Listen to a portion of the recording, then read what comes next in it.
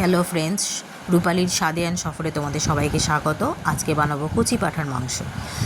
মাংসটাকে প্রথমে ভালো করে ধুয়ে নিয়েছি, দিয়ে ম্যারিনেট করে রেখেছি। নুন, হলুদ, লঙ্কার গুঁড়ো, জিরে গুঁড়ো, ধনে গুঁড়ো, পেঁয়াজ কুচি, আমি যেরকমভাবে ম্যারিনেট করে রাখি, আর সর্ষের তেল ম্যারিনেট করে রেখে দিয়েছি। দিয়ে যে আলু যদি খাও আলুটাকে ভেজে তুলে রেখে দেবে। তারপরে গোটা গরম মশলা সব দেবে, গোলমরিচ, গোটা জিরে, শুকনো লঙ্কা, তেজপাতা, গোটা গরম মশলা, লবঙ্গ, এলাচ সব দিয়ে ফোড়ন দিয়ে নেব। দিয়ে ফোড়নটা দিয়ে একটু হালকা করে ভেজে টেজে পেঁয়াজ দিয়ে দেবো। পেঁয়াজ কুচিটাকে বেশ লাল করে ভাজবো, যাতে একটু চিনি দিয়ে দিলাম যাতে কালারটা ভালো হয়। লাল করে দেখো আমার ভাজা হয়ে গেছে। ভেজে টেজে তারপর আমি ম্যারিনেট করা মাংসটাকে আমি দিয়ে দেবো। ম্যারিনেট করা মাংসটাকে দিয়ে অনেকক্ষণ কষতে হবে।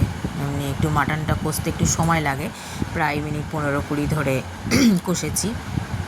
কষতেই থাকবে, ধরো কষতেও দেখো বন্ধুরা আমার শুকিয়ে গেছে, পুরো তেল তেল ছেড়ে আসছে।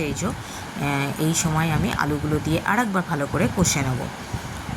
আলু দিয়ে এরকমভাবে কষতে কষতে একটুখানি সামান্য হয়ে গেছে কষা, একটু চিনি, একটু কাঁচা লঙ্কা দিয়ে দিলাম, যে যেমন যতটা ঝাল খাও।